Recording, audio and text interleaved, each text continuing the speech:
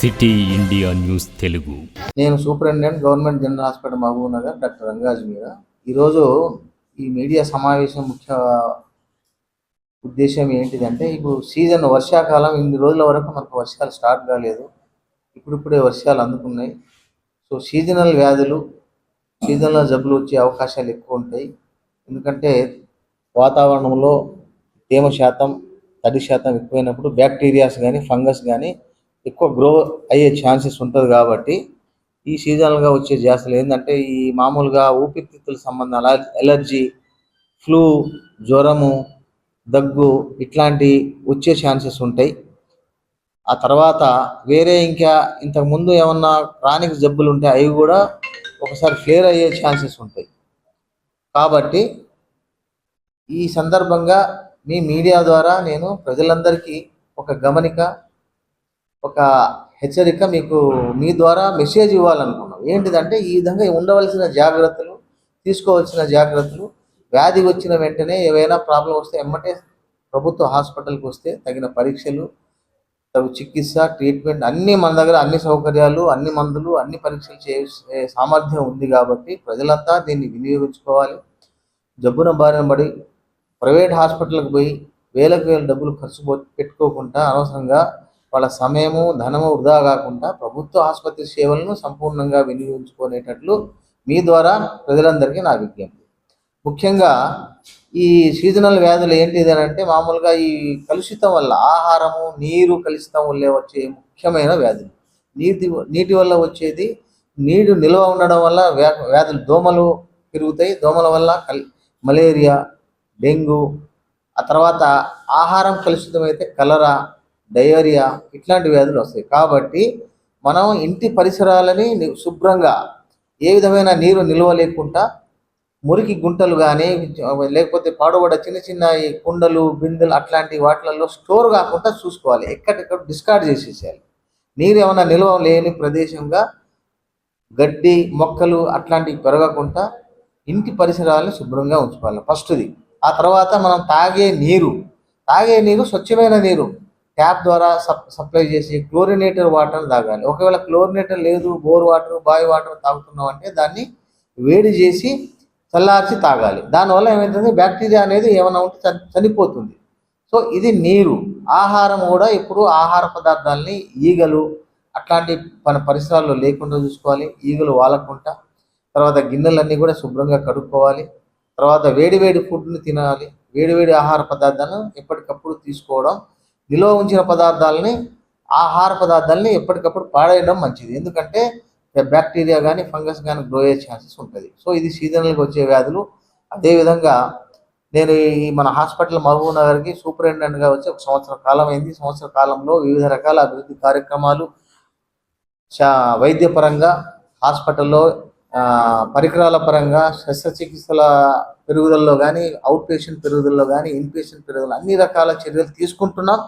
ఇంకా ముందు మన భవిష్యత్తులో మన హాస్పిటల్ని సూపర్ స్పెషాలిటీ హాస్పిటల్గా తీర్చి ఎంతో పట్టుదల, కృషితో ఆయన ముందుకు పోతున్నారు. వారి ద్వారా మన హాస్పిటల్ని ఒక రీజనల్ రిఫరల్ సెంటర్, అంటే ఈ మన సూపర్ స్పెషాలిటీ సర్వీసెస్ అన్నీ అందుబాటులోకి తీసుకొచ్చి కొత్త బిల్డింగ్ కన్స్ట్రక్షన్ నడుస్తుంది. నిన్ననే కలెక్టర్ గారితో సందర్శించడం జరిగింది. మెయిన్ బిల్డింగ్లో ABCDE బ్లాక్లో ఈ బ్లాక్ కన్స్ట్రక్షన్ అయింది. ఆల్మోస్ట్ 5 floors కన్స్ట్రక్షన్ అయిపోయింది. సో అది స్టార్ట్ అయిపోతే మనకి 2 నెలల్లో దాన్ని ప్రారంభించడానికి సన్నాహాలు జరుగుతున్నాయి. మంత్రి గారు, ఇన్ఛార్జ్ జిల్లా మంత్రి, వైద్య ఆరోగ్య శాఖ మంత్రి గారే కాబట్టి వారికి కూడా సూచనల సలహాల మేరకు ఎమ్మెల్యే గారు, కలెక్టర్ గారు, మేము కలిసి దాన్ని పర్యవేక్షించి పనులు వేగవంతం చేయండి, సాధ్యమైనంత వరకు సెప్టెంబర్ వరకు దాన్ని ప్రారంభించడానికి ప్రయత్నాలు జరుగుతున్నాయి. అయితే అక్కడ ఒక కన్జ్యూమర్ ఫోరం కోర్టు ఉన్నది. అది మన హాస్పిటల్ ల్యాండ్లోనే ఉంది. వాళ్ళకి సరైన బిల్డింగ్ లేదు అని చెప్పేసి ఖాళీ చేయలేక డిలే అవుతుంది. దాని మీద కలెక్టర్ గారికి సమర్పించడం జరిగింది. మినిస్టర్ గారు కూడా మాట్లాడారు. వాళ్ళకు ఒక వారం రోజుల్లో ఆల్టర్నేటివ్ బిల్డింగ్ ఎక్కడో ఇచ్చేసి వాళ్ళని ఖాళీ చేయమన్నారు. వాళ్ళు ఖాళీ చేస్తామని చెప్పినారు. అది అయిపోతే మనకు అదంతా పార్కింగ్ ఏరియా, అదంతా డాక్టర్సు, స్టూడెంట్స్, తర్వాత హాస్పిటల్ పేషెంట్లు వచ్చే విజిటర్స్కి పార్కింగ్ లాట్. అది దానికి అప్రోచ్ రోడ్, మెయిన్ రోడ్కి బస్ స్టాండ్ ఎదురుగా నుంచి హాస్పిటల్ ఎంట్రన్స్ గేట్ పెట్టేసి మెయిన్ రోడ్, అప్రోచ్ రోడ్ నుంచి ఎంట్రన్స్ రోడ్డు, పార్కింగ్, తర్వాత పార్క్ దాని పక్కన, ఈ 3 ఆ ప్లేస్లో రాబోతున్నాయి.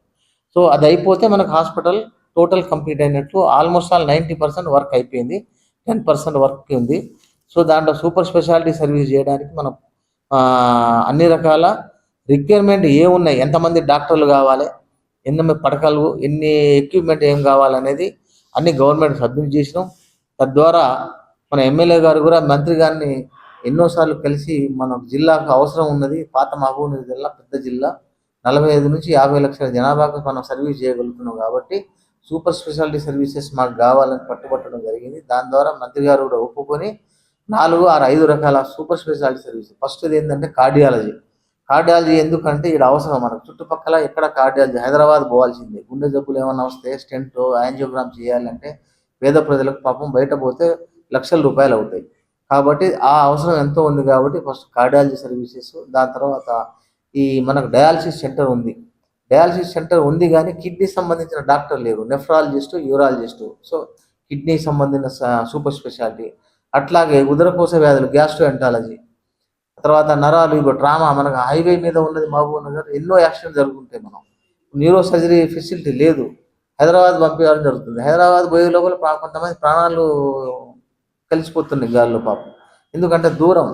సో ఇమీడియట్గా మనకు న్యూరో సెంటర్, ఒక న్యూరాలజీ స్పెషాలిటీ ఉంటే ఏమన్నా అట్లాంటి పేషెంట్ మనం కొంతవరకన్నా బ్రతికించే ఛాన్స్ ఉంటుంది. So neuro surgery.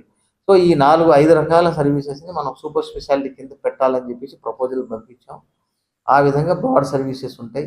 ఇప్పుడు ఈ ఉన్న బిల్డింగ్లో mother and child health care, ఇప్పుడు ఆ బిల్డింగ్ ప్లస్ ఈ బిల్డింగ్లో ఇంకా పడకలు పెంచి ఇంకా యూనిట్ పెట్టి ఎంసీఎస్ బ్లాక్ కింద దీన్ని ఇక్కడ ఉంచి దాన్ని broad speciality, orthopaedic, general medicine, general surgery, ophthalmology, ENT, psychiatry, ఇట్లా 10 రకాల స్పెషాలిటీస్తో పాటు ఈ 5 రకాల సూపర్ స్పెషాలిటీ, మొత్తం ఒక 15 రకాల స్పెషాలిటీస్ని అందుబాటులోకి తేవాలనేది ఒక ప్రయత్నం.